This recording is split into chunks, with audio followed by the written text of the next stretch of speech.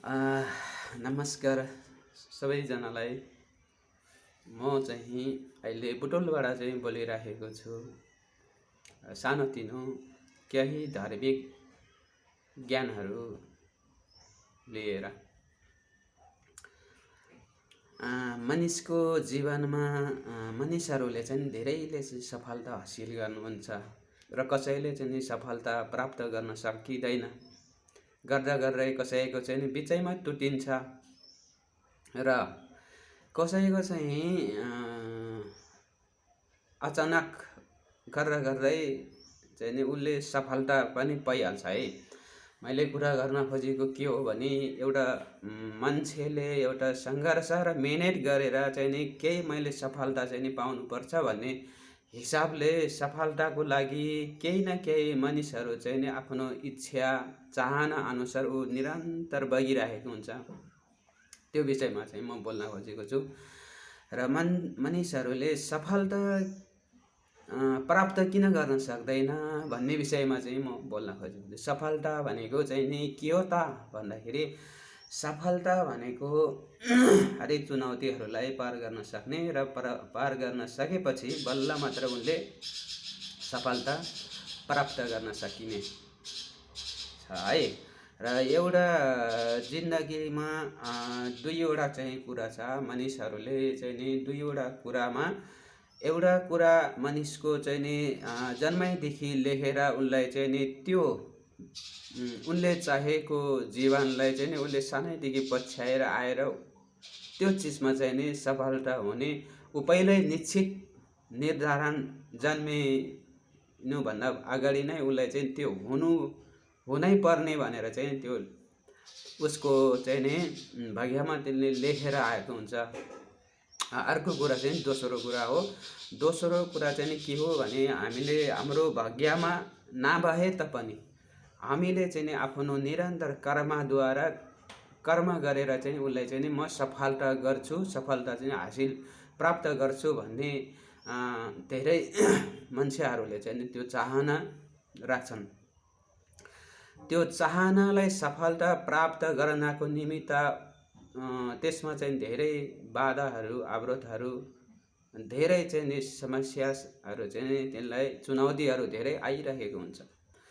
त्यो चुनौतीहरूलाई पार गर्नका निमित्त मानिसले चाहिँ नि त्यो चुनौती नआओस् भनेर के भन्छन् भने चुनौती दुःख कष्ट पीडा चाहिँ नि मेरो जीवनमा चाहिँ नआओस् भन्ने मनबाट इच्छा चाहना हुन्छ कि जसले भए पनि एकैचोटि भाग्य चाहिँ नि खुलोस् भनेर मान्छेले त्यो सोचिराखेको हुन्छ। तर त्यो चाहिँ हुँदैन किनभने या त उनलाई पहिल्यै निर्धारण हुनु पर्यो आफ्नो भाग्यमा चाहिँ नि तिमी चाहिँ नि यही बन्नकै लागि निम्ति जन्मेको है भनेर कि त कलाकार उहाँहरूले चाहिँ जे चाहना गर्नुहुन्छ इच्छा गर्नुभएको छ त्यो चाहिँ हुन्छ। तर दोस्रो कुरा चाहिँ नि हाम्रो कर्मलाई हामीले अङ्ग लिएर चाहिँ नि हामी अगाडि बढ्न सकिन्छ। भाग्यले नदिए कर्मले चाहिँ हामीलाई साथ दिन्छ। तर कसरी त भन्दाखेरि त्यो हामीले मनमा जो सफलता हुन्छ तिनीहरूले मलाई सबै चाहिँ नि दुःख कष्ट पीडा चाहिँ मलाई नै आइराखोस् भनेर उहाँहरूले चाहिँ पहिल्यै चाहिँ मनमा नै चाहिँ नि उहाँहरूले चाहिँ गरिराखेको हुन्छ। र ती साना दुःख कष्ट आउँछ त्यसलाई टार्छ, फेरि अर्को दुःख पीडा आउँछ फेरि त्यसलाई टार्छ, फेरि अर्को समस्या आउँछ त्यो समस्यालाई तार्दै ऊ अलिक माथिल्लो स्टेपमा चाहिँ पुगिरहेको हुन्छ के ताकि उनले चाहिँ नि झन् उनलाई दुःख कष्ट पीडाहरू आइरहेको छ उनलाई झन् मजा लागिरहेको छ कि त्यो चुनौतीसँग लड्न सक्ने एउटा मजा एउटा चाहिँ आइडिया उनले चाहिँ सिकिरहेको हुन्छ क्या। धेरै कुराहरू सिकिरहेको हुन्छ। त्यहाँबाट झन् ठुला समस्या ठुलो समस्यालाई उनले स्टेप बाई स्टेप पार गर्दै गइरहेको हुन्छ। त्यो पार गर्दै जाँदाखेरि ऊ चाहिँ नि लास्टमा अन्त्यमा चाहिँ ऊ सफलता चाहिँ हुन्छ। त्यो भयो कर्मबाट आफ्नो कर्मले मेहनत र सङ्घर्ष र उनको कठोर सङ्कल्पद्वारा चाहिँ नि भएको सफलतालाई त्यो चाहिँ नि धेरै प्र्याक्टिकल र धेरै कुरा ज्ञान प्राप्त भएर ऊ चाहिँ धेरै उच्च शिखरमा चाहिँ पुगिरहेको चाहिँ हुन्छ। त्यो सफलताको कुरा भन्दाखेरि त्यो। दोस्रो 1 नम्बरमा भएको उनको भाग्यमा लेखेर आएको जुन सफलता चाहिँ हुन्छ त्यो चाहिँ नि जन्मजातै कलाकार हुन छ भने उनको भोइसमा बोलीमा चाहिँ एउटा लय त जाडु एउटा चाहिँ नि कला बोली चाहिँ नि स्वर चाहिँ नि उनको जन्मजातै उनलाई चाहिँ नि लिएर आएको हुन्छ कि जन्मेदेखि नै लिएर आएको हुन्छ। तर हामी कलाकार बन्न छौँ भने जोसुकै भयो भने कलाकारले चाहिँ नि कलाकारितामा चाहिँ नै मिहिनेत गर्न सक्यो भने त्यो कलाकार बन्छ जो भए पनि। तर अर्काको चाहिँ नि भोइस चोरेर होइन, अरूको चाहिँ नि नराम्रो एक्टिङ गरेर होइन, अरूको चाहिँ नि अरूको पक्षमा भाग्न थाल्यो भने त्यो फेरि सफलता हुन सक्दैन है।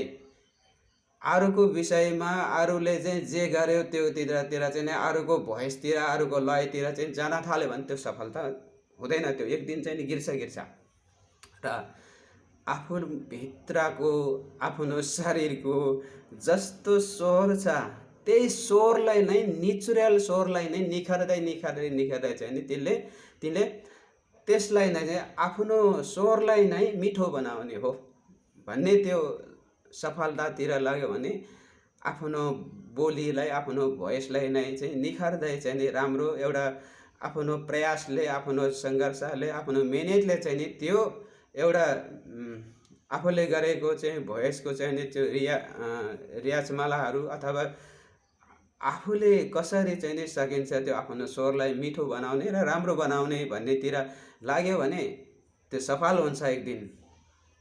किनभने हाम्रो मन भागिरहन्छ के। अहिले हामीले आफ्नो स्वरलाई चाहिँ नि निरन्तरता गइरहेको छ। भोलि एउटा मिठो बोली मिठो चाहिँ नि स्वरमा चाहिँ एउटा नयाँ गीत ट्रेन्ड चल्यो भने त्यो गीतको तिनले जस्तै गाउने भनेर तिनकै स्वरलाई चाहिँ नि हामीले मिलेको स्वरलाई पनि नमिले त्यो स्वरतिर चाहिँ नि गाँच्न खोज्छन्।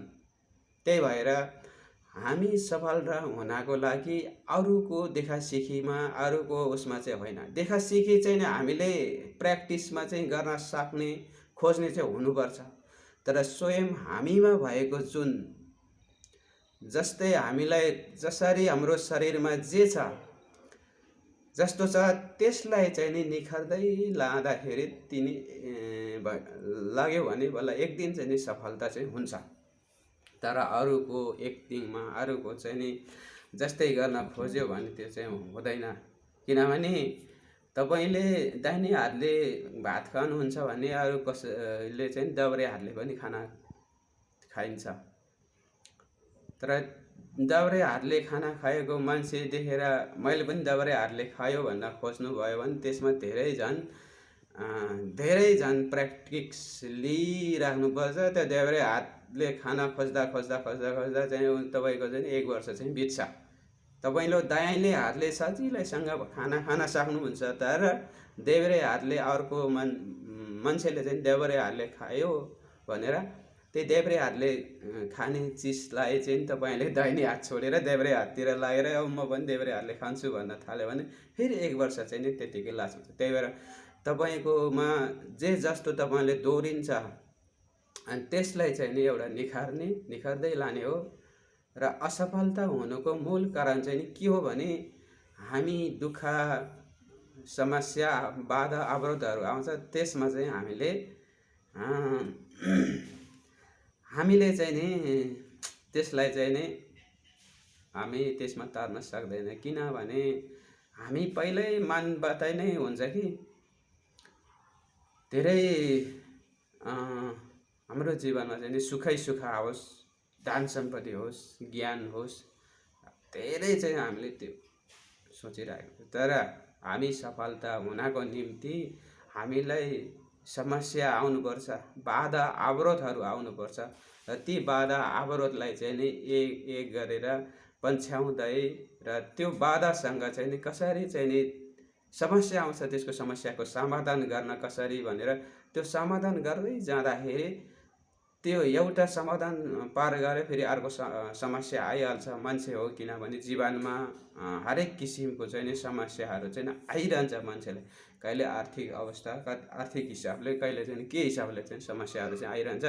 त्यो समस्या जति आयो त्यति धेरै ऊ त्यो समस्यासँग एउटा त्यो समस्यालाई बुझ्न सक्यो, त्यो समस्यालाई समाधान गर्न जान्यो भने यो फेरि यस्तो खेलाडी हुन्छ कि त्यो जस्तो सुकै समस्या आए पनि ऊ डराउँदैन, भाग्दैन, ऊ लड्न जानेको हुन्छ। तिनी अब एउटा खेलाडीले, भलिबल खेलाडीले पनि त कतिचोटि चोट लागिरह, कतिचोटि चाहिँ नि उस भएर, अनि त्यही भएपछि त्यो बल्ल त्यो आफैलाई चाहिँ नि राम्रो, आफूभित्रको केही गुणहरू चाहिँ नि ममा यस्तो राम्रो रहेछ, मैले नचिनेको रहेछु भन्ने कुरा त्यो पछि अटोमेटिक चाहिँ नि फिल हुन्छ।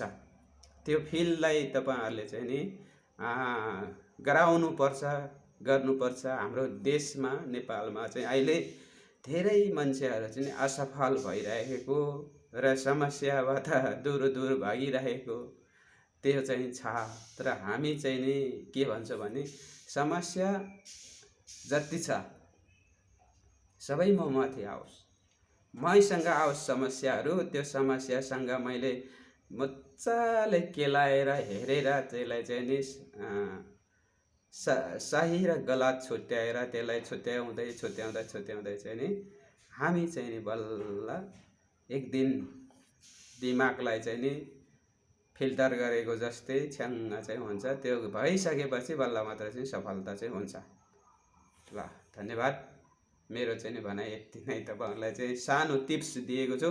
यो टिप्सले तपाईँलाई कष्ट लाग्यो, मनमा राम्रो लागे पर राम्रो भनेर कमेन्ट गर्नु होला, अथवा तपाईँलाई नराम्रो छ भन्ने विचार लागेको छ भने नराम्रो छ भन्नु होला।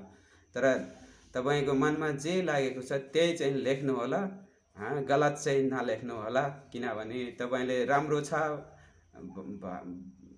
भनेर नराम्रो मनमा आएर पनि त्यो राम्रो छ है तपाईँले भनेको कुरा भन्ने भयो भने त्यो गलत र झुटो साबित चाहिँ हुन्छ। त्यही भएर सत्य साबित चाहिँ नि गर्नुहोस्। तपाईँले आफैलाई चाहिँ नि मनभित्रीबाट चाहिँ नि के रहेछ त भन्ने कुराहरू त्यहाँबाट नै तपाईँले सिक्न सक्नुहुन्छ। र यो मेरो च्यानललाई सब्सक्राइब गर्न चाहिँ नबिर्सनु होला। किनभने मैले दुःख पीडाहरू भोगेका मानिसहरूको मात्रै चाहिँ थोरै भए पनि मैले भिडियो बनाएर दुःख कष्ट पाएका धेरै मानिसहरू चाहिँ छन्।